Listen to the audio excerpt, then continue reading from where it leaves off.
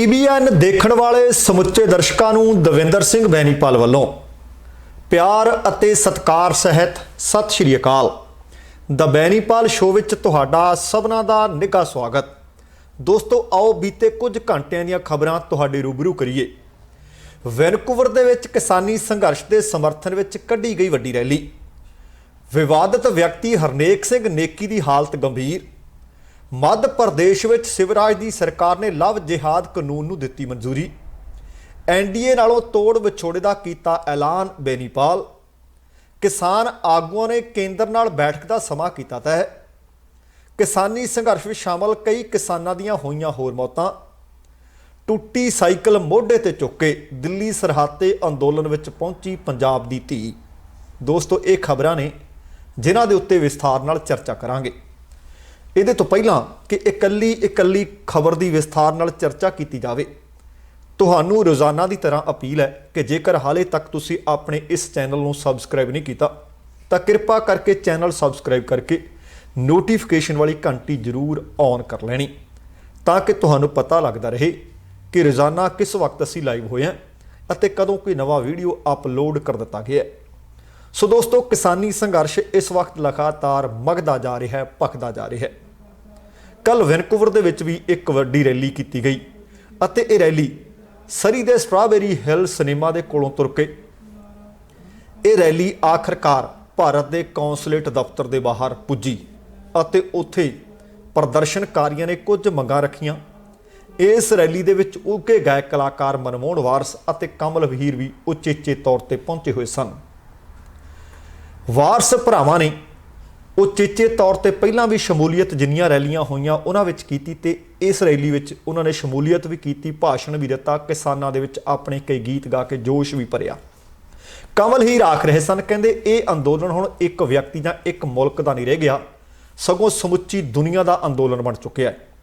अज दे समय विच ये सिर्फ किसान अंदोलन नहीं सगों एक क्रांति बन चुकी है ते क्रांति नूं कदे रोकिया नहीं जा सकता। नाल उन्होंने शहीदी दिहाड़ियां की भी गल की। कहंदे ये अंदोलन उन्हां दिनां 'च चल रहा है जिन्हां दिनां विच पहिलां भी साडी कौम लंघी है। कारण भी इक्को, इंसाफ अते बेइनसाफी की लड़ाई। कहंदे तुसीं फुੱਲ कट सकदे हो पर उसकी महक नहीं कट्टी जा सकती। नौजवानी संबोधन करदिआं उन्हां आख्या कि घरां 'च रह के सिर्फ समर्थन करन नाल कुछ नहीं होना, जमीनी पੱਧਰ ते आके सोशल मीडिया ते हैशटैग नाल लोकां तक आवाज़ पहुँचाओ ताकि इस अंदोलन नूं होर भखाया जा सके। ਅਤੇ ਨਾਲ ਉਹਨਾਂ ਨੇ ਕਿਹਾ कि ਏਕੇ ਅਤੇ ਅਨੁਸ਼ਾਸਨ ਦੀ ਵੱਡੇ ਪੱਧਰ ਤੇ ਜ਼ਰੂਰਤ है। ਤੇ ਜਦੋਂ ਬਾਕੀ ਬੁਲਾਰਿਆਂ ਨੇ ਆਖਿਆ ਕੁਝ ਉਹਨਾਂ ਨੇ ਮੰਗਾਂ ਵੀ ਰੱਖੀਆਂ ਤੇ ਇਸ ਸਮੁੱਚੀ ਰੈਲੀ ਦੀ ਕਵਰੇਜ ਤੁਸੀਂ ਜੇਕਰ ਦੇਖਣੀ ਚਾਹੁੰਦੇ ਹੋ ਤਾਂ ਆਪਣੇ ਇਸ ਚੈਨਲ ਦੇ ਉੱਤੇ ਵੈਨਕੂਵਰ ਦੀ ਰੈਲੀ ਦਾ ਸਮੁੱਚਾ ਵੀਡੀਓ ਵੀ ਤੁਹਾਡੇ ਰੂਬਰੂ ਕੀਤਾ ਹੋਇਆ ਹੈ। ਸੋ ਅੱਜ ਇੱਕ ਵਾਰ ਫਿਰ ਤੋਂ ਰੈਲੀ ਵੈਨਕੂਵਰ ਦੇ ਵਿੱਚ ਹੋਣ ਜਾ ਰਹੀ ਆ। ਉਸ ਰੈਲੀ ਦੀ ਕੀ ਅਪਡੇਟ ਆ, ਉਸ ਵਿੱਚ ਕਿਹੋ ਜੀਆਂ ਮੰਗਾਂ, ਕੀ ਕੁਝ ਹੁੰਦਾ, ਕੌਣ ਸ਼ਾਮਲ ਹੁੰਦਾ, कल के प्रोग्राम में तुहाडे नाल जरूर साझा करांगे। कहण दा भाव कि हुण पंजाब तो उठिया अंदोलन घर घर दे विच इसका जिक्र हो रहा, घर दे विच गल्लां हो रहीआं ने अते लगभग दुनिया के हर कोने दे विच इस अंदोलन की हुण गूंज है। जिथे किसानी अंदोलन दीआं गल्लां हो रहीआं ने उत्थे एक खबर भी चर्चा का विषा बनी हुई है।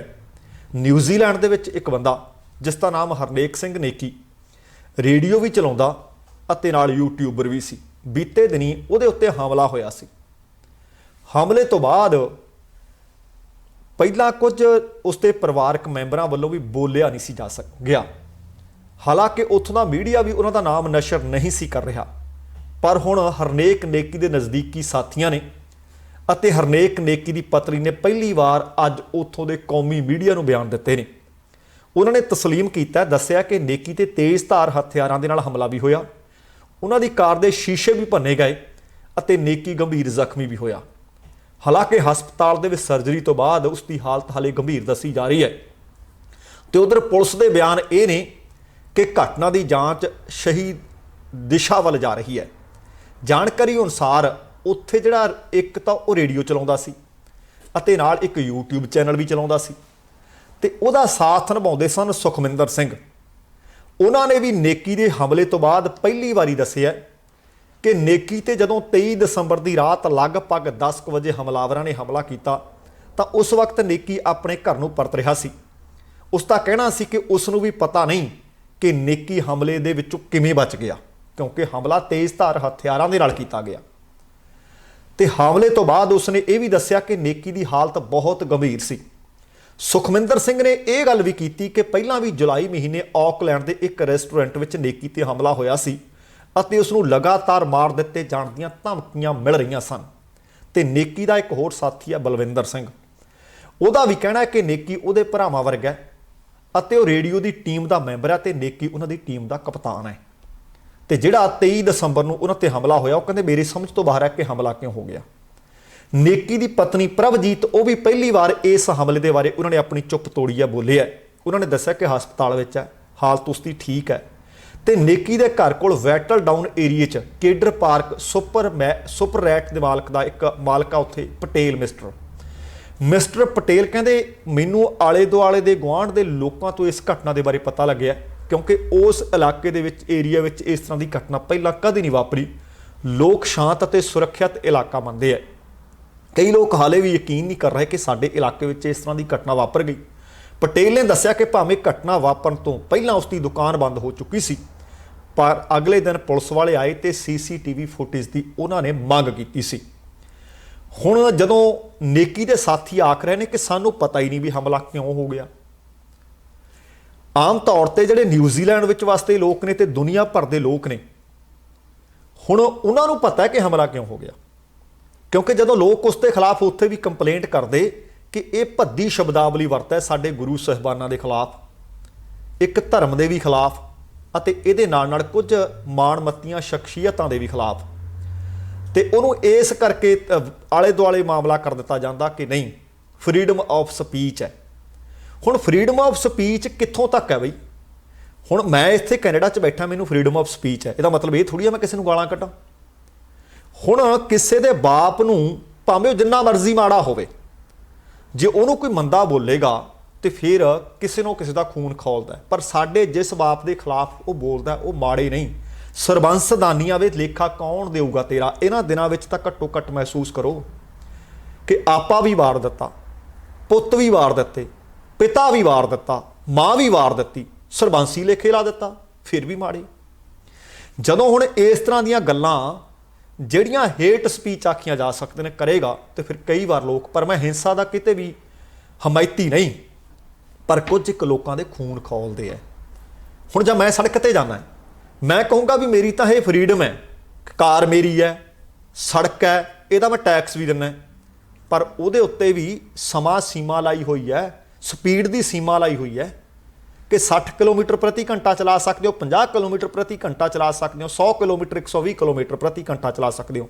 उहदे उत्ते चला के देखो, ज्यों असीं उहदी स्पीड अप करांगे ना, पुलिस की टिकट भी मिल सकती है, असीं अपनी जान भी जोखम में पा सकते हैं, तो लोगों दीयां जानां भी लै सकते हैं। आ लगभग इस तरह का ठीक है। मीडिया चलाओ, भावें रेडियो चलाओ, TV चलाओ, YouTube चलाओ, पर किसी के धर्म के विच दखल अंदाजी ना करिए, किसी दीयां पग्गां लाउण की कोशिश ना करिए। सो हुण इस हमले की असलीयत की है? ये है कि गुरु गोबिंद सिंह जी के खिलाफ कौन जरूगा। मैं पहला भी आख रहा सी कि जेकर किसी का बाप माड़ा भी होवे तां भी कोई उहदे खिलाफ नहीं कहूँगा, पर गुरु गोबिंद सिंह जी का सानी दुनिया का बच्चा है। गुरु गोबिंद सिंह जी ने किसी तो कुछ लुको के नहीं रखिया। नवे नवे सिद्धांत गुरु चेले का सिद्धांत उन्होंने दिता, खालसा उन्होंने साजिया, एक बाल उमरे पिता अपना वारिया, तो छोटी उम्र तो लैके जवानी की दहलीज तक पहुँचे, चारे पुत्र अपने वार दिते, तो माँ अपनी वार दी, तो फिर भी गुरु गोबिंद सिंह माड़े है। कमाल है बई। वैसे नेकी ते हमला उहदी असलीयत की सी, किवें हमला होया, ये बीते दिनी एक तुहाडे नाल मैं खबर भी साझी कीती सी कि जदों नेकी अपने घर तो लगभग 10 बजे परत रहा सी, घर तो 200 गज की दूरी ते उहदे गड्डी दे पिछे गड्डी मार के उहनूं रोकिया गया। आले दुआले दे गवांढी दसदे कि सानूं तां साइरन की आवाज़ सुनने तो बाद पता लग्या कि इत्थे कोई घटना वापर गई, पर आखिरकार ज़्यादा गंभीर स्थिति में उन्होंने हस्पताल भर्ती करवा दिता गया ते हालत हाले गंभीर दसी जा रही है। हुण अगली खबर मध्य प्रदेश के विचों मिल रही है।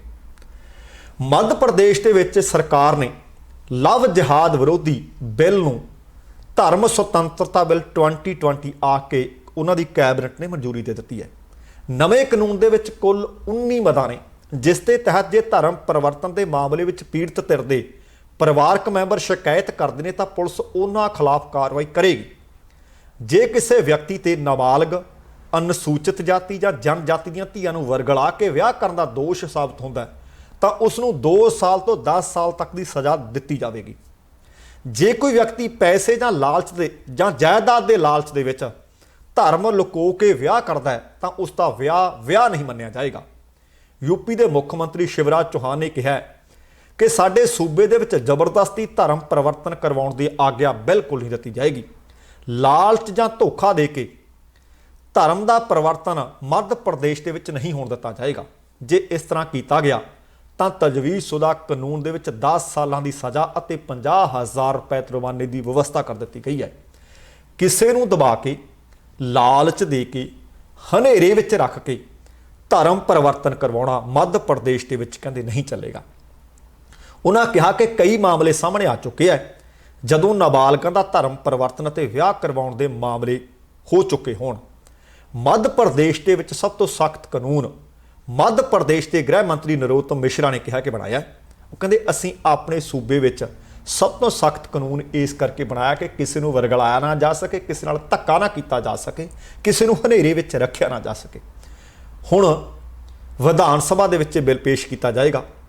28 ਦਸੰਬਰ ਤੋਂ ਉੱਥੋਂ ਦੀ ਵਿਧਾਨ ਸਭਾ ਦਾ ਸੈਸ਼ਨ ਤਜਵੀਜ਼ਸ਼ੁਦਾ ਤੇ ਇਹਦੇ ਨਾਲ ਜਦੋਂ ਹੁਣ ਆਪਾਂ ਵੇਖ ਰਹੇ ਹਾਂ ਕਿ ਕਾਨੂੰਨ ਬਣਾਉਣੇ ਕਿਉਂ ਪੈ ਰਹੇ ਨੇ, ਕਾਨੂੰਨ ਬਣਾਉਣ ਦੇ ਕਾਰਨ ਕੀ ਨੇ, ਉਹਦੇ ਪਿੱਛੇ ਸਰਕਾਰ ਨੇ ਦੱਸਿਆ ਕਿ ਆਹ ਕੁਝ ਕਾਰਨ ਨੇ ਤੇ ਉੱਥੋਂ ਦਾ ਕਹਿੰਦੇ ਸਖਤ ਕਾਨੂੰਨ ਬਣਾਇਆ। ਤੇ ਨਰੋਤਮ ਮਿਸ਼ਰਾ ਨੇ ਕਿਹਾ ਕਿ ਇਸ ਤਰ੍ਹਾਂ ਦਾ ਵਿਆਹ ਟੁੱਟਣ ਤੋਂ ਬਾਅਦ ਔਲਾਦ ਨੂੰ ਜਾਇਦਾਦ ਦਾ ਵੀ ਹੱਕ ਮਿਲੇਗਾ, ਮਾਂ ਨੂੰ ਗੁਜ਼ਾਰਾ ਭੱਤੇ ਦੀ ਹੱਕਦਾਰ ਵੀ ਹੋਵੇਗੀ। ਪਰ ਜੇਕਰ ਆਹ ਕਾਨੂੰਨ ਹੁਣ ਵਿਧਾਨ ਸਭਾ ਦੇ ਵਿੱਚ ਪਾਸ ਹੋ ਜਾਂਦਾ ਤਾਂ ਇਹ ਲਵ ਜਹਾਦ ਉੱਥੇ ਵੀ ਕਾਨੂੰਨ ਮੱਧ ਪ੍ਰਦੇਸ਼ ਤੇ ਵੀ ਬਣਨ ਜਾ ਰਿਹਾ ਹੈ। ਅਗਲੀ ਖਬਰ ਹੈ ਕਿ ਐਨਡੀਏ ਦੀ ਅਗਵਾਈ ਦੇ ਵਿੱਚ ਇਸ ਵਕਤ ਕੇਂਦਰ ਦੇ ਵਿੱਚ ਸਰਕਾਰ ਚੱਲ ਰਹੀ ਹੈ, ਪਰ ਲਗਾਤਾਰ ਆ ਕਿਸਾਨ ਅੰਦੋਲਨ ਦੇ ਮੱਦੇਨਜ਼ਰ ਪਾਰਟੀਆਂ ਉਹਨਾਂ ਦੇ ਨਾਲੋਂ ਤੋੜ ਵਿਛੋੜੇ ਕਰ ਰਹੀਆਂ ਨੇ। ਐਨਡੀਏ ਦੀ ਸਹਿਯੋਗੀ ਪਾਰਟੀ ਰਾਸ਼ਟਰੀ ਲੋਕਤੰਤਰ ਪਾਰਟੀ, ਉਸ ਦੇ ਕਨਵੀਨਰ ਅਤੇ ਨਾਗੌਰ ਰਾਜਸਥਾਨ ਤੋਂ ਸੰਸਦ ਮੈਂਬਰ ਨੇ ਹਨੂਮਾਨ ਬੇਨੀਵਾਲ। ਉਹਨਾਂ ਨੇ ਤਿੰਨੇ ਖੇਤੀਬਾੜੀ ਕਾਨੂੰਨਾਂ ਦੇ ਵਿਰੋਧ ਵਿੱਚ ਚੱਲ ਰਹੇ ਕਿਸਾਨ ਅੰਦੋਲਨ ਦੇ ਸਮਰਥਨ ਦੇ ਵਿੱਚ ਹਾਦਾ ਨਾਰਾ ਮਾਰ ਦਿੱਤਾ ਅਤੇ ਲੋਕ ਹਿੱਤ ਦੇ ਮੁੱਦਿਆਂ ਨੂੰ ਲੈ ਕੇ ਅੱਜ ਐਨਡੀਏ ਤੋਂ ਵੱਖਰੇ ਹੋਣ ਦਾ ਐਲਾਨ ਕਰ ਦਿੱਤਾ ਹੈ।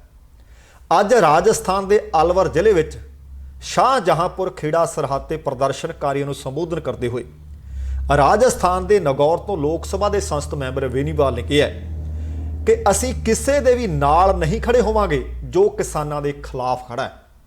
ਉਹਨਾਂ ਕਿਹਾ ਕਿ 19 ਦਸੰਬਰ ਨੂੰ ਪੱਤਰਕਾਰਾਂ ਨੂੰ ਮੈਂ ਕਿਹਾ ਸੀ ਕਿ 26 ਦਸੰਬਰ ਨੂੰ ਭਾਵ ਅੱਜ ਉਹ 2 ਲੱਖ ਕਿਸਾਨਾਂ ਨਾਲ ਦਿੱਲੀ ਵੱਲ ਕੂਚ ਕਰਨਗੇ ਅਤੇ ਰਾਸ਼ਟਰੀ ਲੋਕਤੰਤਰ ਗੱਠਜੋੜ ਰਾਜਕ ਐਨਡੀਏ ਉਹਦੇ ਵਿੱਚ ਬਣੇ ਰਹਿਣ ਦਾ ਫੈਸਲਾ ਵੀ ਅੱਜ ਦੇ ਦਿਨ ਕਰਨਗੇ। ਇਸ ਤੋਂ ਪਹਿਲਾਂ 19 ਦਸੰਬਰ ਨੂੰ ਹੀ ਉਹਨਾਂ ਨੇ ਸੰਸਦ ਦੀਆਂ 3 ਕਮੇਟੀਆਂ ਜਿਸ ਤੇ ਉਹ ਮੈਂਬਰ ਸਨ ਉਹਨਾਂ ਦੇ ਅਹੁਦਿਆਂ ਤੋਂ ਅਸਤੀਫੇ ਦੇਣ ਦਾ ਐਲਾਨ ਕਰ ਦਿੱਤਾ ਸੀ। ਉਹਨਾਂ ਨੇ ਆਪਣਾ ਅਸਤੀਫਾ ਲੋਕ ਸਭਾ ਪ੍ਰਧਾਨ ਓਮ ਬਿਰਲਾ ਨੂੰ ਭੇਜ ਦਿੱਤਾ।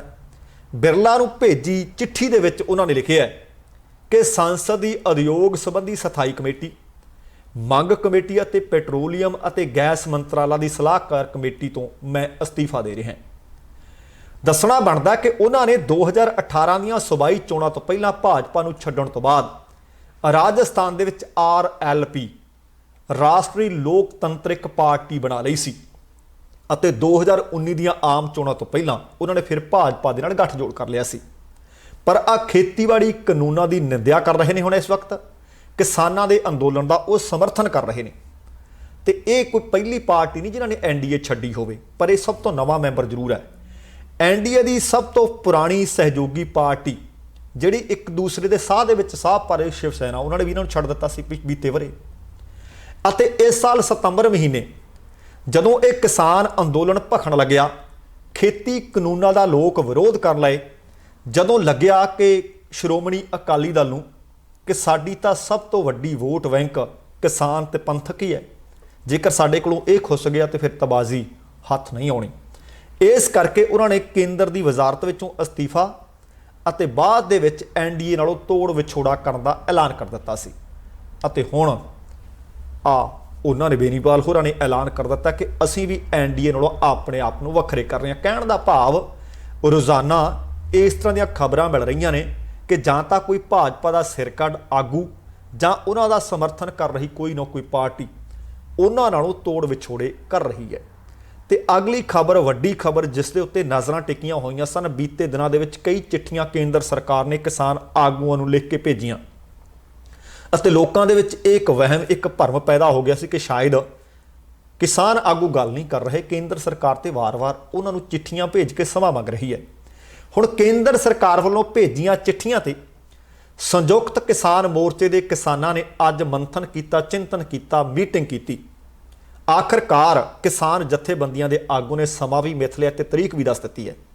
हुण 29 दसंबर नूं विग्यान भवन दे विच सवेर दे 11 वजे बैठक होवेगी। प्रदर्शनकारी किसानां ने खेती मंत्रालय नूं इस बाबत चिट्ठी भी भेज दी है। दिल्ली के ਸਿੰਘੂ बॉर्डर के उत्ते किसान जथेबंदियां दे जिहड़े ये आगू ने इन्हां ने एक बैठक की। इस बैठक विच केंद्र वालों भेजी गई चिट्ठी के उत्ते पहलां विचार किया गया, चर्चा की गई। उस तो बाद किसानां ने जथेबंदियां ने इन्हां आगूआं ने फैसला कर लिया कि वो सरकार नाल गलबात करनगे, पर अजे भी खेती कानूनां नूं रद्द करवाउण दी वो मंग ते अड़े होए आ ते बरकरार मंग है। प्रैस कॉन्फ्रेंस दौरान जथेबंदियों के वालों कुछ अहम फैसले किए गए। वो फैसले की है, उन्होंने एक तो यह कि किसान आगूआं ने कहा कि हुण पंजाब और हरियाणा के टोल प्लाजे खुले रहणगे। अगला 27 और 28 दसंबर नूं दिल्ली के 5 सरहदां ते बॉर्डरां ते धार्मिक समागम होणगे, जिस दे विच गुरु गोबिंद सिंह जी के छोटे साहबजादियां दा शहीदी दिहाड़ा मनाया जाएगा। 29 दसंबर नूं केंद्र दे नाल बैठक करांगे। 30 दसंबर को ਸਿੰਘੂ तो लैके टिकरी और शाहजहांपुर तक ट्रैक्टर मार्च कढ़िया जाएगा। 31 दसंबर को नवे साल दिल्ली दी सरहदां ते मनाउण लई दिल्ली वासी नूं सद्दा देण वास्ते आख्या कि लोग साडे अंदोलन का हिस्सा बनन अते नवां साल अपने घरां विच नहीं साडे नाल आके मनाउण। ये तां उन्होंने कुछ फैसले कीते जिहड़े लोकां नूं दसे। ते किसान आगू ने एक 4 सूत्री एजेंडा भी सरकार नूं भेजिया। उस एजेंडे दे विच पहली गल लिखी है कि तिन्ने खेती कानूनां नूं रद्द करने लई अपनाई जाण वाली क्रियाविधि नूं अगे तोरिया जावे। दूसरी गल लिखी है कि सारे किसानां अते खेतीबाड़ी वस्तुआं लई राष्ट्रीय किसान कमिशन द्वारा सुझाए लाभदायक MSP की कानूनी गारंटी अते प्रक्रिया अते व्यवस्था बरकरार रखी जावे। राजधानी दिल्ली अते इस दे नाल लगदे इलाकिਆਂ विच एयर क्वालिटी मैनेजमेंट लई आर्डीनेंस 2020 ਵਿੱਚ ਸੋਧਾਂ जो कि किसानां नूं जुर्माने ਅਤੇ सज़ा ਦੀਆਂ ਧਾਰਾਵਾਂ ਤੋਂ ਬਾਹਰ ਕੱਢਣ ਲਈ ਜ਼ਰੂਰੀ ਹਨ ਉਹ ਕੀਤੀਆਂ ਜਾਣ।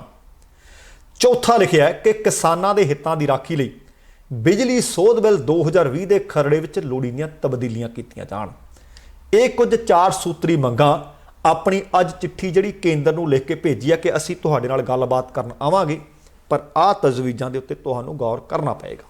ਸਭ ਤੋਂ ਪਹਿਲੀ ਮੰਗ ਕਾਨੂੰਨਾਂ ਨੂੰ ਰੱਦ ਕਰਨ ਦੀ ਹੋਈ ਹੈ। अगली गल आ मंदभागियां खबरां ने। बीते कुछ घंटिया कई इस तरह दी मनहूस खबरां मिलियां ने कि किसान अंदोलन का हिस्सा बने कुछ किसानां ने दम तोड़ दिता है। केंद्र के खिलाफ हुण महीने तो ज़्यादा हो चलिया है। दिल्ली के ਸਿੰਘੂ बॉर्डर ते टिकरी बॉर्डर ते कई होरनां थावां ते किसान मोर्चा लाई बैठे है। जानकारी मिली है कि भागी वांदर के किसान के मोर्चे के विच बीमार होने तो बाद उन्होंने घर भेज दिता गया सी। उमर सी 61 वरे, नां सी गुरप्यार सिंह। बीते कई दिनों तो टिकरी के उत्ते टिकरी सरहद के उत्ते मोर्चे के हाज़री भर रहे सन। बीते दिन ठंड लगी बीमार होए अते परसों उन्हों की हालत ज़्यादा बिगड़ी। उन्होंने दिल्ली तो उन्होंने घर उन्होंने पिंड लिया गया अते बीती रात उन्हों की मौत हो गई अते अज पिंड भागी वांदर दे विच उन्हों का संस्कार कर दिता गया। वो मृतक किसान भारतीय किसान यूनियन डकौंदा के सरगर्म मैंबर सन। इस मौके हाजिर किसानां ते यूनियन के वलों मंग की गई है कि किसान अंदोलन के शहीद परिवार को मुआवजा दिता जाए, बनती सरकारी सहायता समेत सरकार दे किसी भी महकमे दे विच उन्हां नूं सरकारी नौकरी दी जाए। उन्होंने कहा कि किसानां वलों दित्तियां जा रही शहीदियां नूं असीं अजाई नहीं जाण देवांगे।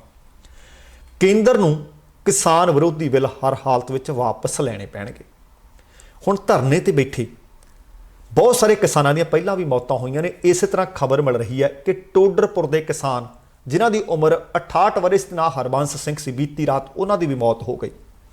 26 ਨਵੰਬਰ ਨੂੰ ਖੇਤੀ ਵਿਰੋਧੀ ਇਹਨਾਂ ਕਾਨੂੰਨਾਂ ਨੂੰ ਰੱਦ ਕਰਵਾਉਣ ਲਈ ਦਿੱਲੀ ਘੇਰਨ ਵਾਸਤੇ ਪਹਿਲੇ ਜਥਿਆਂ ਦੇ ਵਿੱਚੋਂ ਇੱਕ ਸਨ ਜਦੋਂ ਰਵਾਨਾ ਹੋਏ। ਹਰਬੰਸ ਸਿੰਘ ਉਸੇ ਦਿਨ ਤੋਂ ਦਿੱਲੀ ਵਿੱਚ ਧਰਨੇ ਤੇ ਡਟੇ ਹੋਏ ਸੀ ਅਤੇ ਕੁਝ ਦਿਨ ਪਹਿਲਾਂ ਉਹਨਾਂ ਨੂੰ ਲਗਾਤਾਰ ਬੁਖਾਰ ਧਰਨੇ ਦੇ ਵਿੱਚ ਚੜ੍ਹਨ ਲੱਗਾ। ਉਹਨਾਂ ਦਾ ਪਰਿਵਾਰ ਉਹਨਾਂ ਨੂੰ ਵਾਪਸ ਆਪਣੇ ਪਿੰਡ ਲੈ ਆਇਆ ਸੀ ਅਤੇ ਬੀਤੀ ਰਾਤ ਇਹਨਾਂ ਨੇ ਵੀ ਦਮ ਤੋੜ ਦਿੱਤਾ। ਇਸੇ ਤਰ੍ਹਾਂ ਖਬਰ ਮਿਲ ਰਹੀ ਹੈ ਕਿ ਮੇਜਰ ਸਿੰਘ, ਜਿਨ੍ਹਾਂ ਦੀ ਉਮਰ 68 ਵਰ੍ਹੇ ਸੀ, ਮੇਜਰ ਸਿੰਘ ਖਾਲਸਾ ਪਿੰਡ ਰਾਮਿਆਣਾ, ਉਹਨਾਂ ਦੀ ਵੀ ਦੁਖਦਾਈ ਖਬਰ ਹੈ ਕਿ ਮੌਤ ਹੋ ਗਈ ਹੈ। ਤੇ ਇਹ ਭਾਰਤੀ ਕਿਸਾਨ ਯੂਨੀਅਨ ਏਕਤਾ ਸਿੱਧੂਪੁਰ ਦੀ ਇਕਾਈ ਦੇ ਨਾਲ ਜੁੜੇ ਹੋਏ ਸਨ।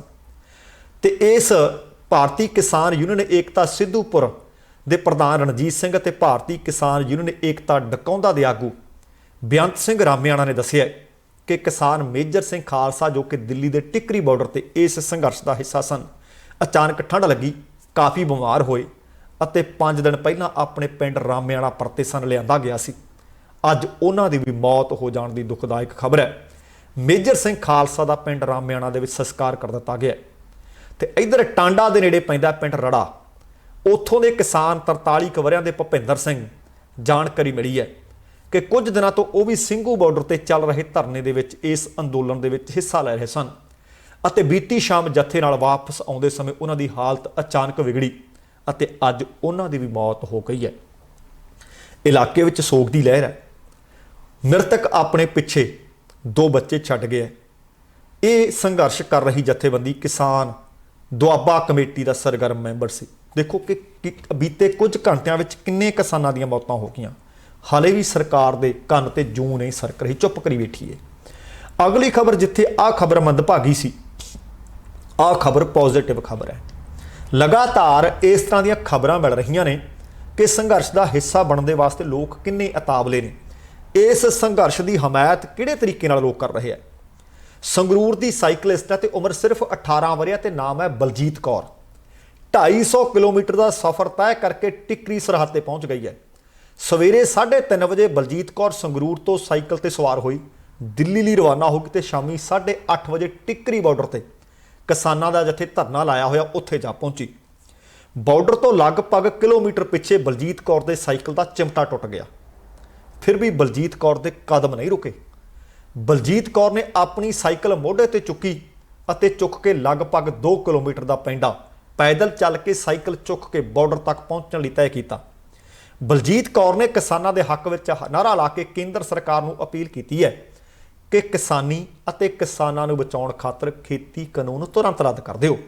ਜੇਕਰ ਦੇਸ਼ ਦਾ ਅੰਨਦਾਤਾ ਹੀ ਨਾ ਬਚਿਆ ਤਾਂ ਫਿਰ ਦੇਸ਼ ਦਾ ਢਿੱਡ ਕੌਣ ਭਰੂ। ਸੰਗਰੂਰ ਦੇ ਕਰਤਾਰਪੁਰਾ ਬਸਤੀ ਦੀ ਰਹਿਣ ਵਾਲੀ ਹੈ 18 ਸਾਲਾ ਬਲਜੀਤ ਕੌਰ। ਇੱਕ ਬੇਹੱਦ ਗਰੀਬ ਪਰਿਵਾਰ ਨਾਲ ਸੰਬੰਧਿਤ ਹੈ ਬਲਜੀਤ ਕੌਰ। ਇਹਨਾਂ ਦੇ ਪਿਤਾ ਤਿਤਰੀ ਸਿੰਘ ਨੇ ਸਾਲ 2016 ਵਿੱਚ ਕਰਜ਼ੇ ਤੋਂ ਪਰੇਸ਼ਾਨ ਹੋ ਕੇ ਖੁਦਕੁਸ਼ੀ ਕਰ ਲਈ ਸੀ।